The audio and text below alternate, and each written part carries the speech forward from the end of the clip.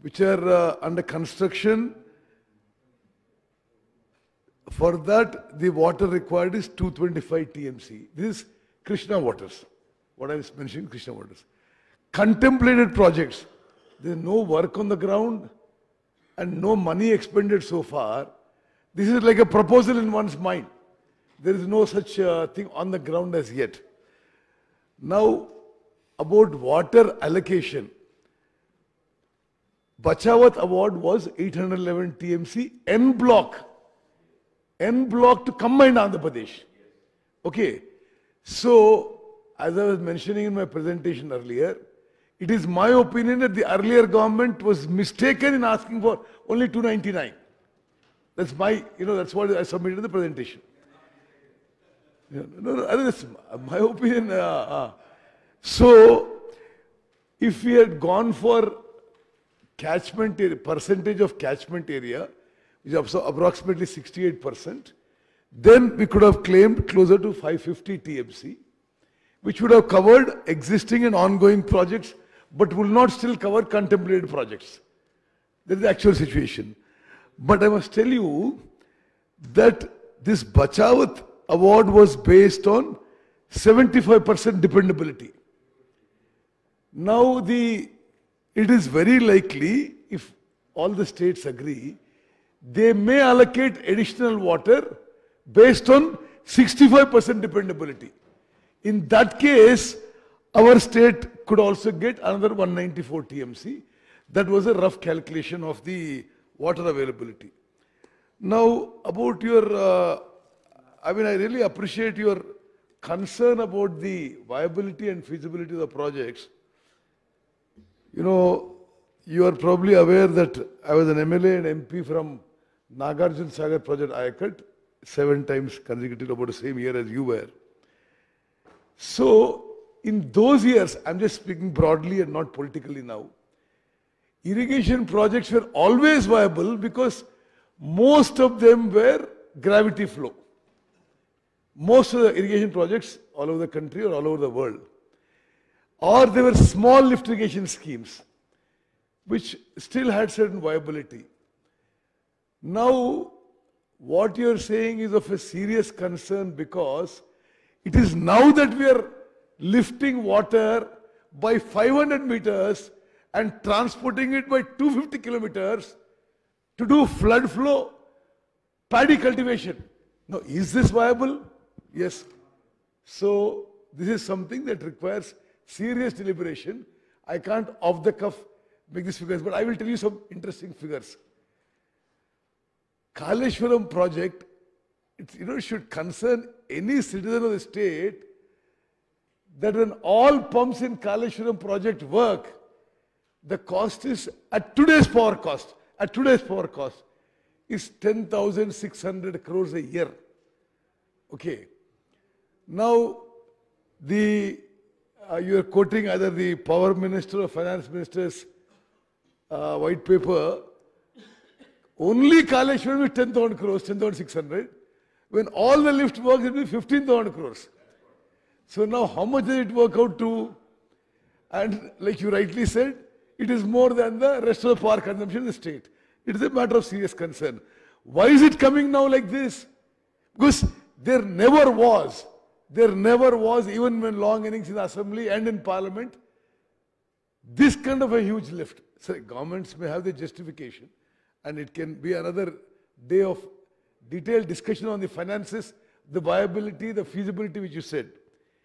In my opinion, water is available, but at a cost when you lift. Now, when you lift water from Kaleshwaram, energy cost alone per acre is 43,000. This CAG report. And cost of finance is another 50,000 more. Actually, I'm quoting the lower end.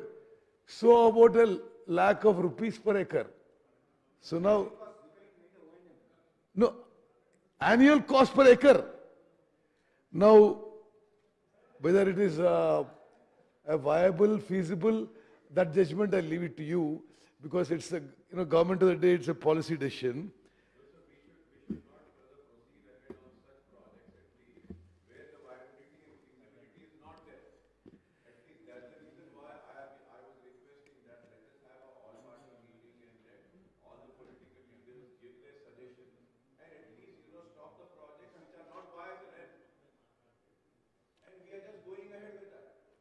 Yes.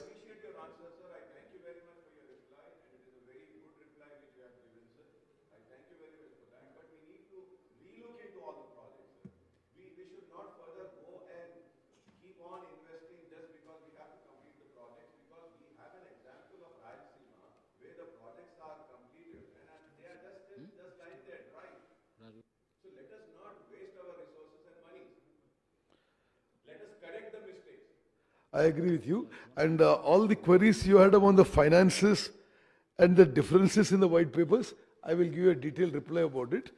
And our government policy about completion of ongoing projects is, we realize that we don't, have the resources to take up all projects simultaneously and complete them. So as per directions and the consultative meetings we had chaired by the Honorable Chief Minister, we said we will take up those projects where at a minimum or optimal cost, we could generate more Ayakat. If something is going to take a lot of money and a lot of time, that will take second priority. Lesser money and shorter time, we are going to take up, we have prioritized projects and we are going to take it up. And our target for this financial year is 7 lakh acres new Ayakat. Thank you. Rajagopal Reddy. ధన్యవాదాలు అధ్యక్ష. అధ్యక్ష, నేను మాట్లాడదామనుకున్న చాలా విషయాలు నీటిపారుదల శాఖ మంత్రులు మధ్యలో ఒకసారి గౌరవ ముఖ్యమంత్రి గారు కూడా చాలా క్లారిటీ వాళ్ళు చేసిన తప్పుల గురించి అయితేంది, మా ప్రభుత్వ లక్ష్యం ఆశయం ఏ విధంగా ముందుకు పోవాలనేది కూడా మళ్ళీ ఇప్పుడు సోదరు అక్బరుద్దీన్ గారు అడిగిన ఒక వ్యాలిడ్ క్వశ్చన్స్, వాళ్ళ డౌట్స్, దానికి ఇప్పుడే మళ్ళా మంత్రివర్యులు మంచి సమాధానం చెప్పిన అధ్యక్ష. బేసికల్గా వ్యవసాయం అనేది గ్రావిటీ కెనాల్స్ ద్వారా, వర్షాభావ పంటలు, కాలువల ద్వారా, చెరువుల కుంటల ద్వారానే ఒకప్పుడు వ్యవసాయం జరిగేది. ఏదో చిన్న చిన్న లిఫ్ట్లు అనేది సాధ్యమవుతుంది, కానీ ఈ లక్షల కోట్ల రూపాయలు హై రేట్ ఇంట్రెస్ట్లకు తీసుకొచ్చి రుణాల ద్వారా పెద్ద పెద్ద లిఫ్ట్ ఇరిగేషన్ ప్రాజెక్ట్స్, 100 మీటర్లు 100 కిలోమీటర్లు తీసుకొచ్చిన ప్రాజెక్టులు ప్రాక్టికల్గా ఫైనాన్షియల్గా వైబుల్ కావాలి అధ్యక్ష. ఎందుకంటే మనకు వచ్చే రిటర్న్స్ ఏదైతే ఉందో పర్ ఏకర్ చూసుకుంటే, మనం చేసే ఇన్వెస్ట్మెంట్ ఏదైతే ఉంటుందో పర్ ఏకరు, అది కూడా ఈరోజు మన గౌరవ మంత్రివర్యులు ఉత్తమ్ కుమార్ రెడ్డి గారు చాలా క్లియర్గా ఎన్ని లక్షల కోట్లు ఖర్చు పెడితే పర్ ఏకర్ ఎంత కాస్ట్ పడ్డది ఈ ప్రభుత్వంలో, గతంలో మనం ఎన్ని వేల కోట్లు ఖర్చు పెడితే ఎన్ని ఎకరాలకు సాగునీరు అందించినాం, ఈ ప్రభుత్వం వచ్చిన తర్వాత మనము ఎంత అమౌంట్ ఖర్చు పెడితే పర్ ఏకర్ ఎంత కాస్ట్ పడ్డది చాలా క్లియర్గా ఇచ్చింది అధ్యక్ష. నేను మీ ద్వారా గౌరవ ముఖ్యమంత్రి గారికి, మన మంత్రివర్యులు ఉత్తమ్ కుమార్ రెడ్డి గారికి ధన్యవాదాలు, అభినందనలు. తెలంగాణ ప్రజల పక్షాన ఈ ప్రాజెక్ట్స్ మీద తెలంగాణ ప్రజలకు పూర్తి అవగాహన, వాస్తవాలు తెలంగాణ ప్రజల్లో ఈ గత 10 సంవత్సరాల వల్ల, గత 10 సంవత్సరాల లోపల ఈ ప్రభుత్వం చెప్పే మాటలకు, చేతలకు ఏ విధంగా ఈ రాష్ట్రం అప్లపాలైంది, ఏ విధంగా ఈరోజు ప్రాజెక్టు పేరు మీద దోపిడీ జరిగిందనే విషయం చాలా ఎంత బ్రహ్మాండంగా ఈరోజు గత 10 ఏళ్లలో జరిగిన విషయాలని ఈరోజు మన ప్రజెంటేషన్, పవర్ పాయింట్ ప్రజెంటేషన్ బాగా ఇచ్చిన అధ్యక్ష. ఇది చాలా మంచిది, ఈ ప్రజలకు తెలవాల్సిన అవసరం కూడా ఉంది. ఎందుకంటే ముఖ్యమంత్రి గారు, మంత్రివర్యులు చెప్పినట్టు కాళేశ్వరం అని చెప్పేది ఒక సినిమా, కాళేశ్వరం అంటే ఏదో అని చెప్పి ప్రజలలో ఒక అపోహలు కలిగించారు. కానీ ఆ లాస్ట్కు కాళేశ్వరం అనే ప్రాజెక్టు అది కేవలం కాంట్రాక్టర్ల కోసం దోపిడీ చేసింది, అది పేరు మీద దోపిడీ చేసింది తప్పితే నిజంగా అది రైతుల కోసం కొట్టిన ప్రాజెక్టు కాదు. 1 ఎకరా సాగునీరు రాలేదని చెప్పి ముఖ్యమంత్రి గారు స్వయాన మా అందరినీ మేడిగడ్డకు తీసుకుపోయి చూసి, అక్కడ అధికారులు ప్రజెంటేషన్ ఇచ్చి, తను మాట్లాడి మీడియా ద్వారా తెలంగాణ ప్రజలకు కూడా చెప్పిన అధ్యక్ష. అది ముమ్మాటికి నిజం అధ్యక్ష. కానీ ఇప్పుడు కూడా కనీసం వాళ్ళు చేసిన తప్పులు ఈ ప్రభుత్వం ఆల్రెడీ మన ఉత్తమ్ కుమార్ రెడ్డి గారు గత ఈ సమావేశంలో క్లారిటీ ఇచ్చిన అధ్యక్ష. బడ్జెట్లో నియరింగ్ కంప్లీషన్ ఏదైతే డబ్బులు ఖర్చు పెడితే మేము వెంటనే దాని రిజల్ట్స్ వచ్చి రైతులకు లాభం చేకూరుతుందో, పంట నీళ్ళు ఇస్తామో వాటి మీదనే ఖర్చు పెడతామో, మిగతా వాటిని ఒక ప్రణాళికబద్ధంగా ముందుకు తీసుకుపోయి మిగతా ప్రాజెక్టులు కూడా కంప్లీట్ చేస్తామని చెప్పి ఏదైతే ఆలోచన చేసిండ్రో అది చాలా మంచి ఆలోచన అధ్యక్ష. మీ దృష్టికి సరే, గతంలో ముఖ్యమంత్రి అయిన పొలిటికల్ బెనిఫిట్ కోసం, రాజకీయ ప్రయోజనాల కోసం తన మార్క్ ఉండాలని చెప్పి ప్రాణహిత చేవెళ్ళ పేరు మార్చి గ్రావిటీ ద్వారా వచ్చే తుమ్మిడెట్టుని కాదని కాళేశ్వరం పేరు పెట్టిన పేరు మార్చి మళ్ళీ ఆయన ఏదో తన ప్రతి విషయంలో సెక్రటరేట్ కానీ యాదాద్రి కానీ ఎక్కడైనా మార్క్ ఉండాలనుకుంటాడు ఆయన. కానీ డబ్బు వృధా అవుతుంది, కష్టాల్లో ఉన్న పేదోళ్ళు ఉన్నారు, చాలా రకాల ఇబ్బందులు ఉన్నాయి. ఈ ప్రజాధనం ఇంత దుర్వినియోగం చేయకూడదన్న ఆలోచన కంటే ఎక్కువ ఇంతసేపు తన గురించి మాట్లాడమే ఆయనకు ఎప్పుడు ఎక్కువ ఆనందం. ఈ పత్రికలు, పేపర్ల అడ్వర్టైజ్మెంట్లు ఇదే ఎక్కువ అధ్యక్ష. అంటే హంగామా, దాన్ని ఏమంటారు తెలుగులో, ఆర్భాటం. అరే ఆర్భాటం అంటే ఎట్లా అంటే మామూలుగా అయితే ఎవరైనా చూస్తే కూడా ఈ తెలంగాణ రాష్ట్రంలో ఏదో అద్భుతాలు జరిగిపోయినాయి అన్నట్టు చూపించిన అధ్యక్ష. అప్పులు చేసినాం అంటే ఎందుకంటే అప్పులు చేసి మేము ఏం చేసినాం ఊరికనే అన్నాం. అప్పులు చేయాల్సిన అవసరం లేదు అధ్యక్ష. అప్పులు ఎప్పుడు చేస్తారంటే తప్పనిసరి పరిస్థితుల్లో అప్పులు చేయాలి తప్పితే అనవసరంగా ప్రాజెక్టుల పేరు మీద అప్పులు చేసి మిగులు బడ్జెట్ ఉన్న రాష్ట్రాన్ని అప్పుల పాలు చేసిన అధ్యక్ష. అది బాధ మా అందరికీ. గత అసెంబ్లీ సమావేశాల్లో మన హరీష్ రావు గారు ఉన్నారు, నేను అటుపక్క నుంచి మాట్లాడినా కాళేశ్వరం వద్దు అని చెప్పిన సార్ నేను 2018లో. ఈ యాదాద్రి పవర్ ప్లాంట్ కట్టొద్దు అని చెప్పిన సార్ నేను. అప్పు తీసుకొచ్చి కట్టకండి, బయట హైరేజ్కి ఇంట్రెస్ట్ తీసుకొచ్చి మనం అని చెప్పి అయినా వినలేదు అధ్యక్ష. ఇప్పుడు ఈరోజు ఈ కాంగ్రెస్ పార్టీ ప్రభుత్వం వచ్చిన తర్వాత వాళ్ళు ఇంత తొందరపడుతున్నారంటే సమయం ఉంది, 5 ఏళ్ల పాటు ప్రజలు తీర్పిచ్చిండ్రు. తప్పకుండా కాంగ్రెస్ పార్టీ మా ముఖ్యమంత్రి గారి ఆధ్వర్యంలో మంచి టీం ఉన్నది అధ్యక్ష, కమిట్మెంట్ ఉన్నది, ఆలోచన ఉంది. ఈ రాష్ట్రాన్ని మంచిగా చేయాలన్న ఆలోచనతోటి ముందు పోతున్నాం. హరీష్ రావు గారికి బాధ అనిపిస్తుండొచ్చు, కానీ గతంలో మీరు సరే మీ నిర్ణయమా అది కేసీఆర్ గారి నిర్ణయమా తెలంగాణ ప్రజలందరికీ తెలుసు. ఆ రోజు ఆనాడు ముఖ్యమంత్రి ఎదురుగా గట్టిగా మాట్లాడే ధైర్యము మంత్రులకు, ఎంపీలకు, ఎమ్మెల్యేలకు, అధికారులకు లేదు అధ్యక్ష. అది వాస్తవం, వాళ్ళు ఒప్పుకోవాలి గుండె మీద చేసుకొని. ఎవరు కూడా ఆయనతోటి అలా కాదు, అది తప్పు, ఇట్లా చేస్తే బాగోదు, ఇట్లా చేయాలని చెప్పే ఆలోచన ధైర్యం లేకుండే ఆయన అవకాశం ఇవ్వకపోయేటోడు. ఈ రోజున్న పరిస్థితి వేరు. ఈరోజు అధ్యక్ష సబ్జెక్ట్ పోతా అంటే దాంతో ఎంత నష్టమైందా, మీరు మీ స్వార్థం కోసం అని చెప్పి నోరు మూసుకొని కూర్చోవడం వల్ల, జీహూజు ఉండడం వల్ల తెలంగాణ రాష్ట్ర ప్రజలకు నష్టం జరిగింది అధ్యక్ష. అది నా బాధ. వీళ్ళు ఆ రోజు అది కాదు, ఇది ఇట్లా కాదు అని అనుంటే ఈరోజు తెలంగాణ రాష్ట్రం ఎంతో కష్టపడి ఎన్నో ప్రాణాలు కోల్పోయి తీసుకుంది, ఇట్లా ఉండకపోయేది అధ్యక్ష. అది మా బాధ. మీ స్వార్థం కోసం అని చెప్పి తెలంగాణ రాష్ట్రం నాశనం అయింది అధ్యక్ష. మేము అధ్యక్ష మా ముఖ్యమంత్రి గారు, మంత్రులు, మా సోదరులు వెంకటరెడ్డి గారు, బట్టి గారు అందరూ కూడా వీళ్ళ ఇరిగేషన్ ప్రాజెక్ట్స్ మీద అందరికి అవగాహన ఉంది. అందరూ కూడా హరీష్ రావు గారి మీద పొద్దున్న నుంచి చెప్తూనే ఉండరు. మళ్ళీ నేను వాళ్ళని ఏమన్నాను అధ్యక్ష, నేను ఒకవైపు వాళ్ళని చూస్తే బాధ అనిపిస్తుంది, ఎంతకన్నా అనాలని. కానీ అట్లని చెప్పేసి వాళ్ళు మేము తప్పు చేసిన ఒప్పుకుంటున్నాం, నిజంగానే తప్పు జరిగిందని అంటున్నా అంటే అది లేదు. మళ్ళీ ఇప్పటికైతే ఆ రోషం మాత్రం పోలే. చేసిన తప్పులు చాలమని ఇంకా ఉల్టా మమ్మల్నే బదనామం చేస్తామని చెప్పేసి ఏదో ప్రయత్నం చేస్తారు. కానీ చాలా క్లారిటీగా ఉన్నాం అధ్యక్ష. కాంగ్రెస్ పార్టీ ఈరోజు గౌరవ ముఖ్యమంత్రి గారి నాయకత్వంలో ఎంతో క్లారిటీతో పనిచేస్తుంది. తెలంగాణ ప్రజలు కూడా ఎంతో నమ్మకంతో ఉన్నారు. వాళ్ళకి మేము ఏదో అరచేతిలో స్వర్గం చూపించినట్టు మేము ఎప్పుడు మాట్లాడతలేము. మేము ఎట్లా మాట్లాడుతున్నాం, కాంగ్రెస్ పార్టీ అంటే ఫస్ట్ మా ధర్మం ఏంటంటే ఈరోజు పరిస్థితి ఏంది, రాష్ట్రంలో ఆర్థిక పరిస్థితి ఏంది, కృష్ణా జలాలు ఎట్లయింది, ఈరోజు మన ప్రాజెక్టుల పరిస్థితి ఏంది అని వివరంగా అన్ని ప్రజల్లోకి తీసుకుపోతున్నాం అధ్యక్ష. ఇక లాస్ట్కు మా ప్రాజెక్టు విషయం నల్గొండ జిల్లా అధ్యక్ష. నల్గొండ జిల్లాలోనే పోరుబాటు చేసి ఇచ్చారు. మా సోదరులు కూడా చాలాసార్లు మాట్లాడిండ్రు. ఏమని, నల్లగొండ జిల్లాకు మీ ప్రభుత్వం గత 10 ఏళ్లలో చేసినంత అన్యాయము గతంలో ఎప్పుడు జరగలేదు. అది సొరంగ మార్గమే కావచ్చు, ఉదయ సముద్రం ద్వారా బ్రాహ్మణ వెల్ల ప్రాజెక్టు కూర్చేసుకొని కూర్చొని కంప్లీట్ చేస్తా అన్న మా శివనగూడెం రిజర్వాయర్ ఫ్లోరైడ్ పీడిత ప్రాంతమైన మా మున్గోడు దేవరకొండ కావచ్చు. ఏమైంది అధ్యక్ష, 2015లో కొబ్బరికాయ కొట్టేసి కంప్లీట్ చేపిస్తాను. ఆ కుర్చీ డైలాగ్ ఎక్కడ పోయినా కుర్చీ వేసుకొని కూర్చుంటా అన్నాడు. మరి ఇప్పుడు కుర్చీ లేదు, లాస్ట్కి ఇప్పుడు వీల్ చైర్లో కూర్చొని ఉన్నాడు. ఆ కుర్చీ పోయింది. ఎంతమందిని కుర్చీ ఎక్కడవో కుర్చీ వేసుకొని కూర్చుంటా అంటే పబ్లిక్ ఏమనుకున్నారంటే నిజంగానే కుర్చీ వేసుకొని కూర్చొని కంప్లీట్ చేస్తారని చెప్పి పబ్లిక్ నమ్మిండ్రు. కానీ కుర్చీ లేదు, టేబుల్ లేదు, బెంచ్ లేదు, ఏమి లేదు అధ్యక్ష. ఒక్క పని కూడా కాలేదు. మీకు ఒక విషయం చెప్తా అధ్యక్ష, ఎక్కువ సమయం తీసుకో నేను. అధ్యక్ష, మేము గతంలో నల్లగొండ జిల్లా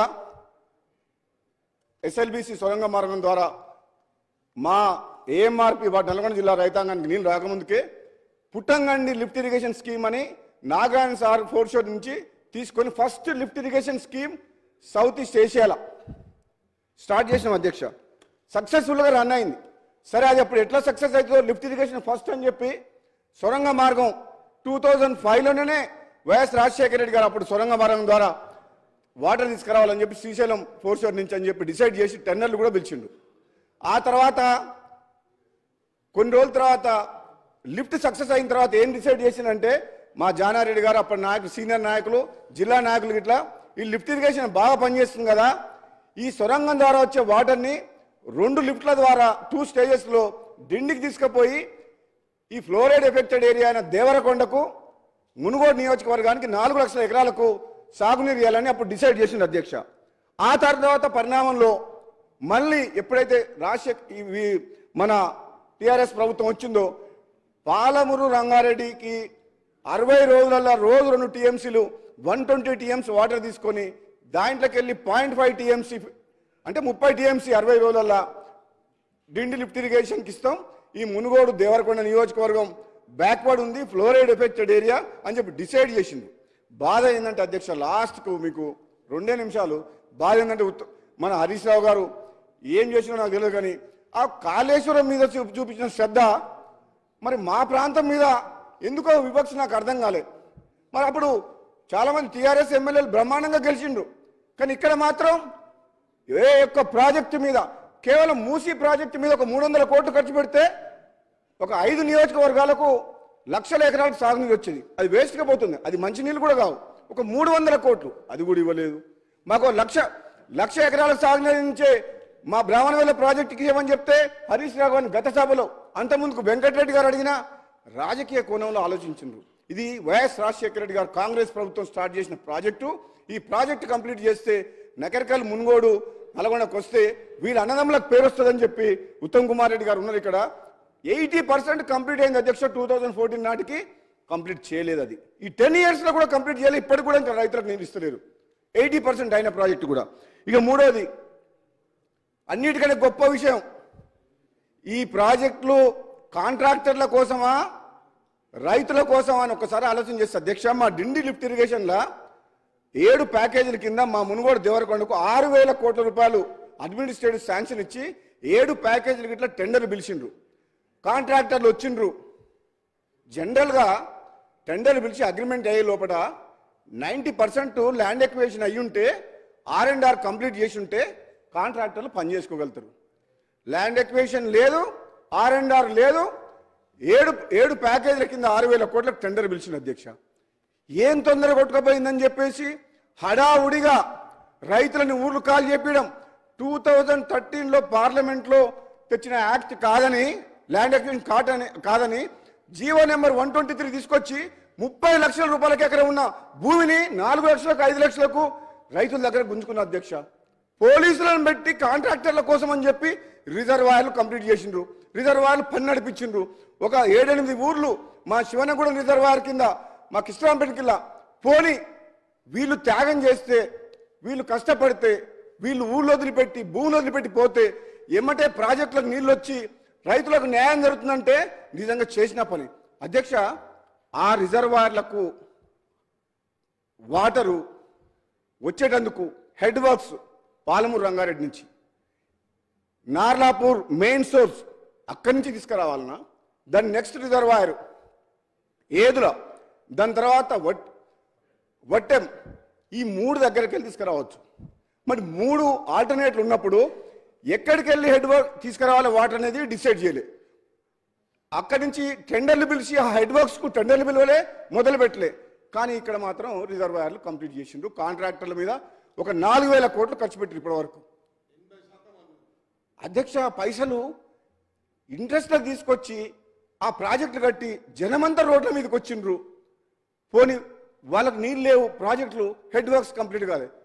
ఈరోజు నేను బాధతోటి ఆవేదనతో అధ్యక్ష, ఇటువంటి తప్పులు చాలా చేసిండ్రు. పాలమూరు రంగారెడ్డిలో కానీ మల్లన్న సాగర్లో కానీ, అసలు మల్లన్న సాగర్ 50 TMC అవసరం లేదు అధ్యక్ష. కొండపోచమ్మ 15 TMC అవసరం లేదు అధ్యక్ష. 3 TMC ఉన్నది కొండపోచమ్మని ఒక రింగ్ బండ్ కట్టి 15 TMC ఒక గంగాలం లాగా తయారు చేసి అది కట్టిండు. అక్కడి నుంచి ఆయన ఫామ్ హౌస్లకు డైరెక్ట్ కాలువ.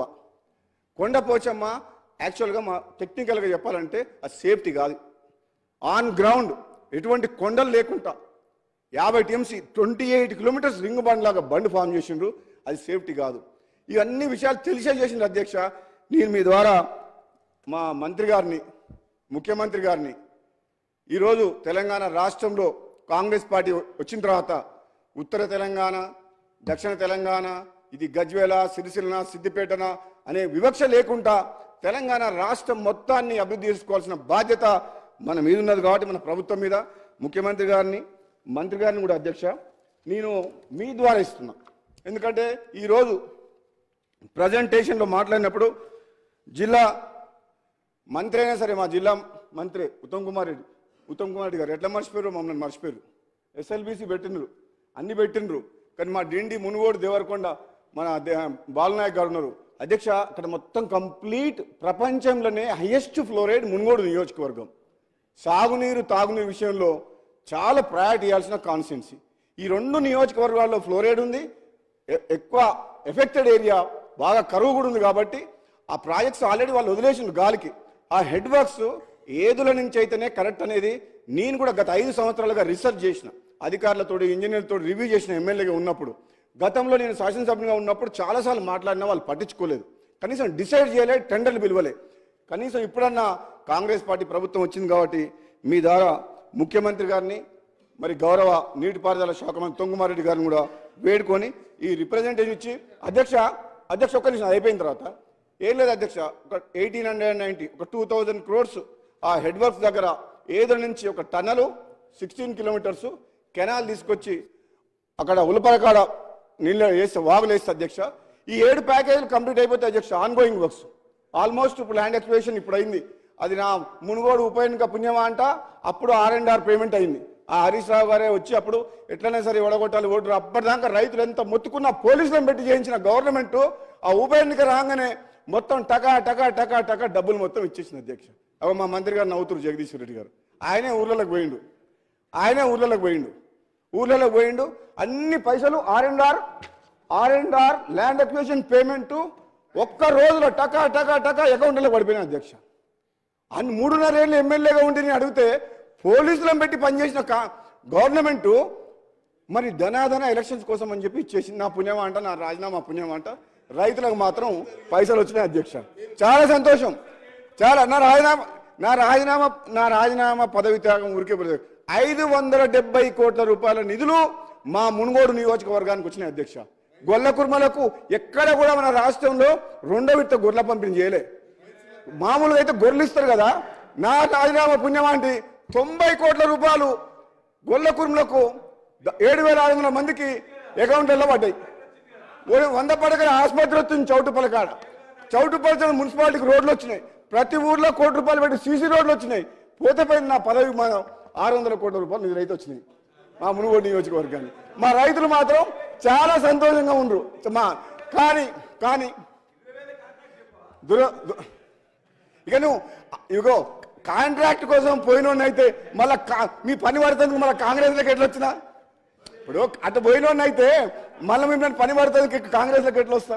ఏదైతేనే అధ్యక్ష, ఏదేమైనా చాలా అధ్యక్ష ఏదేమైనా తెలంగాణ ఇచ్చిన కాంగ్రెస్ పార్టీ, నాది కాంగ్రెస్ పార్టీ రక్తం, కాంగ్రెస్ కుటుంబం. ఈరోజు నేను మళ్ళీ కాంగ్రెస్లోకి వచ్చినందుకు సంతోషంగా ఉంది. అందులో నేను వచ్చిన తర్వాత మళ్ళీ మా పార్టీ అధికారంలోకి వచ్చింది కాబట్టి ఇంకా సంతోషంగా ఉంది. ఆగమైన తెలంగాణ మా చేతుల్లోకి వచ్చింది కాబట్టి ఇప్పుడు నమ్మకం కూడా కుదిరింది. ఈ తెలంగాణ రాష్ట్రాన్ని రాబోయే రోజుల్లో వాళ్ళు చెప్పిన తాగుబోతుల తెలంగాణ కాదు, బెల్ట్ షాప్ల ద్వారా బంగారు తెలంగాణ మేము చేసి చూపిస్తాం. మేము 100% చేసి రైతులకు, నిరుద్యోగులకు, ప్రతి ఒక్కరికి మేము తప్పకుండా వాళ్ళ ఆశయాలు, వాళ్ళ కోరికలు, వాళ్ళు ఎన్నో కలలు కంటున్నారు కాబట్టి మీరు పూర్తి చేయని కలల్ని మేము చేసి చూపిస్తామని చెప్పి సందర్భంగా తెలియజేస్తూ మీ ద్వారా మన ఉత్తమ్ కుమార్ రెడ్డి గారికి రిప్రజెంటేషన్ సార్ మీరు ఒకసారి అనౌన్స్ చేయమని చెప్తున్నాను. ఎందుకంటే లక్షల కోట్లు ఖర్చు పెట్టిండు తెలంగాణలో. ఇదొక్క ప్రాజెక్టు. ఇగో మీలాగా కళలు లేవు నాకు. కూనమనేని సాంబశివరావు